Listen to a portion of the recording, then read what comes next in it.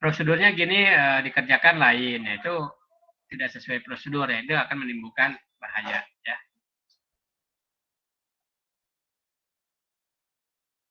Oke, untuk gambaran atau penjelasan terkait dengan keselamatan kerja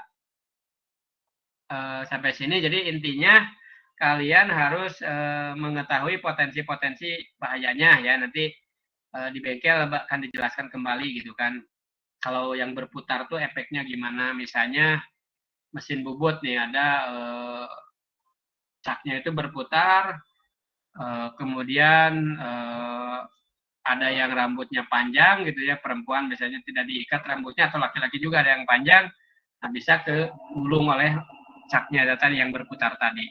Nah itu membahayakan sehingga ketika di bengkel mungkin pakai ikat rambut gitu ya, sehingga rambutnya tidak kemana-mana, kemungkinan tergulungnya kecil. Ya. Baik, ada yang ditanyakan terkait dengan keselamatan kerja. Tadi ada 3, apa aja? Oh ya, Fani Deborah, mau tanya? Silakan. Iya Pak, selamat siang. Saya Fani Deborah, MPN 104.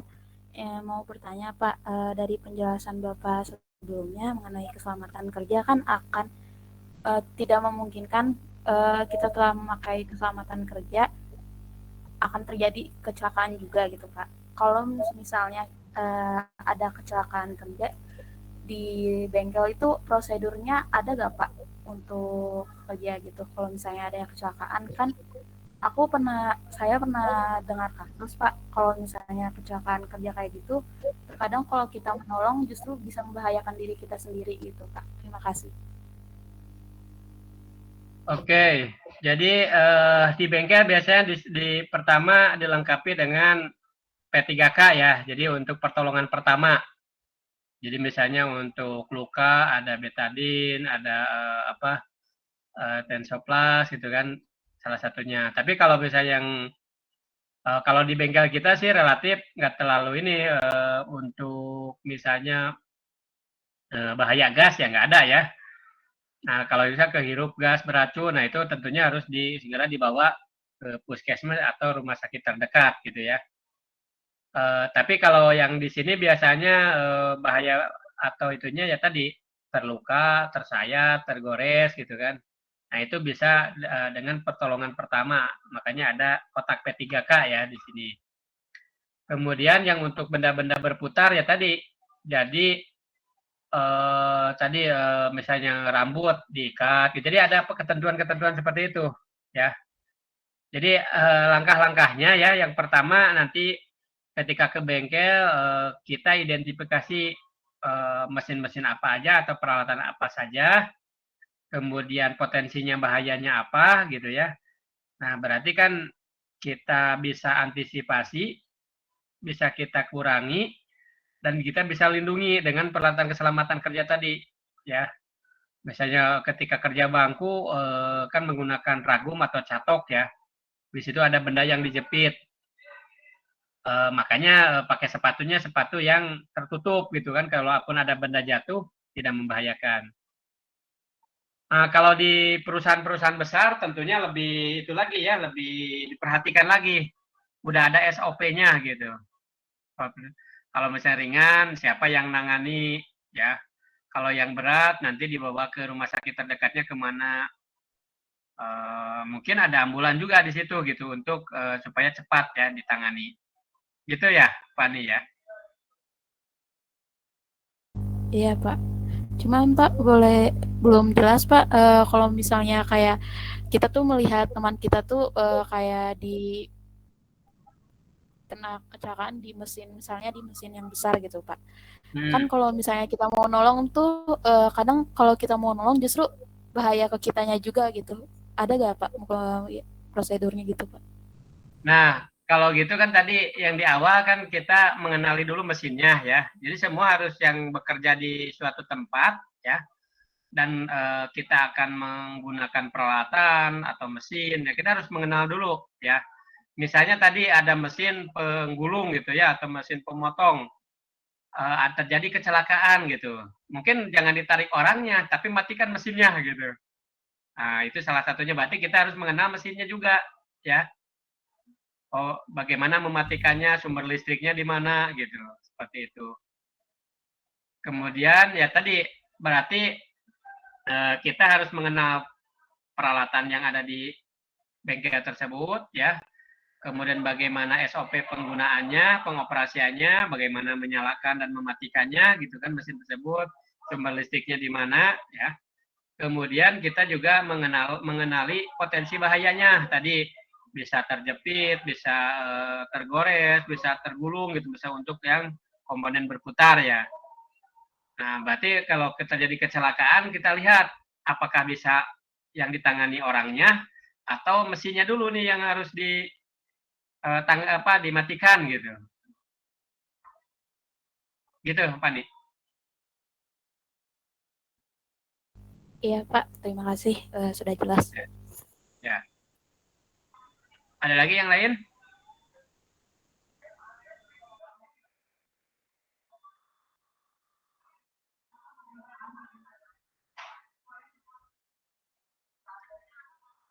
Oke, kalau tidak ada, saya lanjutkan. Sedikit mengenai manajemen, ya. Jadi materi ini manajemen dan keselamatan kerja. Sebenarnya beberapa atau sebagian besar sudah disampaikan ya terkait manajemen, bagaimana pengaturan pengelolaannya di pertemuan pertama saya sudah sampaikan. Kemudian juga bagaimana kalau kita ingin merancang sebuah bengkel atau bengkel pertanian, ya, dari bagaimana pemilihan lokasi, posisi dari lahannya, gitu ya, kemudian strategis tidaknya. Nah, itu terkait dengan bengkelnya. Kemudian di dalamnya nanti ada pengelolanya, ya, ada supervisornya, ada manajernya, ada operatornya, ya, seperti itu. Nah, terkait dengan manajemen, kalau kita lihat di sini, definisi manajemen adalah proses perencanaan, ya, pengorganisasian, pemimpin, dan mengendalikan pekerja anggota suatu organisasi, dan menggunakan semua sumber daya organisasi untuk mencapai sasaran dan tujuan organisasi. Berarti ada goal yang ingin dicapai, ya, dari organisasi tersebut. Nah, mungkin lebih simpelnya, dulu sering dengar istilah POAC. Ada yang tahu POAC? Dalam manajemen? Apa itu POAC? P-nya apa? Planning, Pak. Apa itu planning? Merencanakan, Pak. Perencanaan, ya. O-nya apa?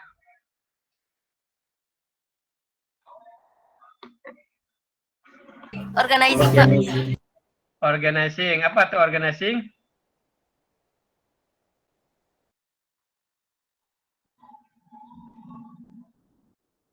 Mengorganisasi, Pak. Oke, pengorganisasian. Jadi di situ strukturnya seperti apa. Jadi jelas apa namanya itu, struktur dan ininya, ya. Jadi instruksinya jelas gitu, dari mana ke siapa, siapa yang mengerjakan, ya. A-nya apa? Actuating, Pak. Apa itu actuating? Semacam pengarahan, Pak. Pelaksanaannya, ya. Jadi tadi ada orang-orangnya, tapi kita dalam pelaksanaan harus jelas juga siapa yang mengerjakan, langkahnya urutannya dari mana, gitu ya. Yang terakhir, C-nya apa? Controlling, Pak. Controlling, ya. Nah, ini sangat perlu controlling, jangan sampai benda yang dihasilkan kalau produksi, gitu ya, di bengkel produksi tidak sesuai, ya. Jadi ada kontrol, dipastikan juga oh ini dikerjakan. Dipastikan juga ini siapa yang mengerjakan. Dipastikan juga ini hasilnya bagus, gitu kan. Nah, terkait itu saya biar lebih kalian ini biar lebih paham lagi, saya beri tugas, ya. Tugasnya tugas individu membuat paper, ya, atau makalah terkait dengan manajemen bengkel, ya. Jadi silakan materi-materi yang kemarin saya sampaikan atau silakan materi-materi yang lain Anda cari buat paper terkait dengan manajemen bengkel. Jadi ada ya biasa ya, yang pertama cover gitu kan, judulnya manajemen bengkel misalnya. Namanya siapa, NPM siapa, fakultas gitu kan atau jurusan ya. Kemudian isinya di dalamnya itu terkait dengan manajemen bengkel, ada teori-teorinya ya. Berarti harus di sini harus studi pustaka ya atau studi literatur. Kalian silakan cari literatur-literatur terkait dengan manajemen bengkel ya. Terus yang kedua, saya ingin juga ada studi kasusnya ya. Misalnya di sekitar Anda ada bengkel, ya, bengkel las atau bengkel motor, bengkel mobil gitu, baik yang kecil atau yang besar. Kalian coba ambil studi kasus yang terdekat dengan rumah kalian masing-masing. Nah, ini bisa wawancara ya, sifatnya ke sana untuk nanti foto-foto juga, misalnya bengkel apa, identitas bengkelnya, misalnya nama bengkelnya, alamatnya, gitu kan. Nah, di dalamnya dikaitkan dengan tadi POAC tadi, bagaimana planning atau perencanaan di bengkel tersebut, bagaimana organizing-nya ya, bagaimana actualizing pelaksanaannya, bagaimana controlling-nya, ya. Nah, nanti Anda bahas di situ gitu kan, dikaitkan dengan tadi studi literatur tadi, teori-teorinya. Yang paling mudah mungkin dengan POAC-nya tadi ya. Oke, bagaimana? Kira-kira jelas nggak tugasnya? Jelas, Pak. Jelas ya. Dan saya berharap masing-masing orang beda ya, makanya jangan barengan ke kelompok gitu kan. Datang ke sebuah bengkel bareng-bareng gitu. Saya sarankan yang terdekat aja dengan rumah masing-masing ya. Atau dengan kosan gitu kan. Banyak ya bengkel itu. Dan saya di sini tidak membatasi bengkel pertanian, bengkel aja nggak apa-apa, manajemen bengkel ya. Baik itu mau bengkel untuk produksi, bengkel maintenance ya, bengkel perbaikan gitu kan, silakan ya. Tapi harus jelas ya identitas bengkelnya, jangan ngarang-ngarang gitu kan. Oh, nama bengkelnya ini, kemudian alamatnya di mana, dia fokusnya pada apa? Pada produksi, bengkel produksi atau bengkel maintenance atau bengkel yang perbaikan gitu ya, repair, atau yang bengkel gabungan tadi maintenance dan repair gitu kan. Oke, jelas ya. Nah, untuk waktunya saya beri waktu seminggu, dikumpulkan nanti hari Selasa minggu depan ya. Maksimal jam 23.59. Jadi sebelum perkuliahan besoknya, per hari Rabu kan kuliah bengkel nih. Untuk pengumpulannya nanti akan sediakan tempatnya ya, slotnya untuk pengumpulannya, bisa di Google Classroom atau yang lain, nanti saya akan siapkan itu ya. Oke, ada pertanyaan silakan sambil saya ngecek absensi. Yang belum siapa nih? Pak, izin bertanya, Pak. Ya, silakan. Bahan yang minggu kemarin sama hari ini boleh dikirimkan ke grup nggak, Pak? Atau gini ya, biar terrecord, saya mau coba buat Google Classroom, jadi kelihatan juga yang download atau buka ya. Ya, Pak. Baik, Pak. Sekalian juga tugas nanti dikumpulkan ke sana ya. Nanti saya akan buatkan Google Classroom-nya, silakan join materi dan tugas nanti dikumpulkan di sana ya. Baik, Pak. Ya. Ada lagi yang lain? Mungkin ini Pak, apa tadi tugasnya saya masih kayak kurang paham. Tadi papernya itu mengenai apapun tentang manajemen bengkel ya Pak? Ya, teori-teorinya. Jadi manajemen itu apa, definisinya. Kemudian tadi misalnya ada POAC apa tuh dijelaskan. Jadi itu yang jadi teori-teori yang akan membantu kalian ketika tadi studi kasus. Kan bisa dibahas nih, bengkelnya bengkel ini udah sesuai nggak dengan teori gitu. Jadi Anda pemahaman teorinya dan juga realnya seperti apa gitu, hasil survei bengkel yang kalian datangi atau wawancara. Gitu ya. Oh ya baik Pak, aman. Ya. Oh perlu wawancara juga berarti ya? Ya, jadi datang ke lokasi sebenarnya bisa aja ya, mungkin dari internet, cuman kalau saya sarankan lebih baik datang, jadi ngobrol langsung gitu kan, jadi informasinya langsung dari bengkelnya gitu, kalau saya sarankan gitu. Oh ya, oke oke Pak. Biar Ya. lebih lengkap ya papernya. Ya. Aman sih Pak. Ya. Aman bisa.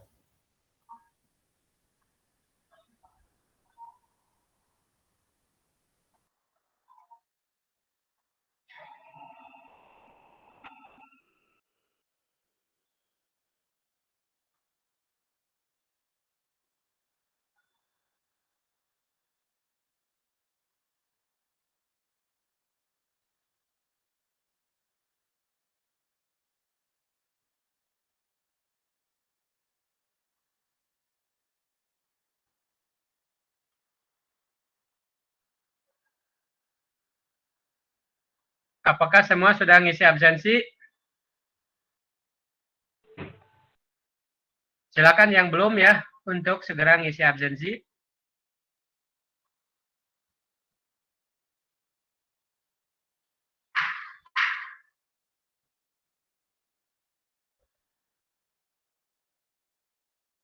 Ini yang sudah ngisi 63 orang. Yang belum Ananda Nabil Maulana, Tinggalang Panindya Wardana, Muhammad Sidra Arasid, Sabira Kurnia, Bagus Muhammad Nur Aulia, Kolbu, Rusdi ya, Sinta Salsabilah, Rahmat Iqbal, Mairanti, Muhammad Rizky Alamsah, Fauzian Hakim, Randy. Kalau Randy, oh ya enggak, ini juga yang enggak hadir.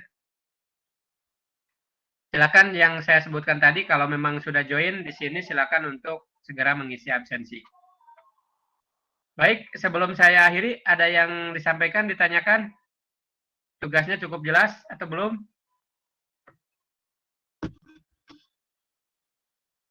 Sudah cukup jelas, Pak. Sudah cukup jelas Pak. Oke, kalau gitu untuk pertemuan hari ini saya kira cukup ya. Terima kasih atas perhatiannya.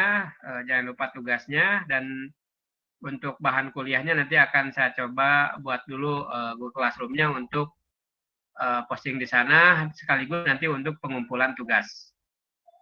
Baik, kalau tidak ada yang bertanya lagi untuk pertemuan hari ini saya kira cukup. Saya akhiri. Wassalamualaikum warahmatullahi wabarakatuh. Waalaikumsalam warahmatullahi wabarakatuh. Terima kasih, Pak. Ya. Terima kasih Pak. Ya, sama-sama.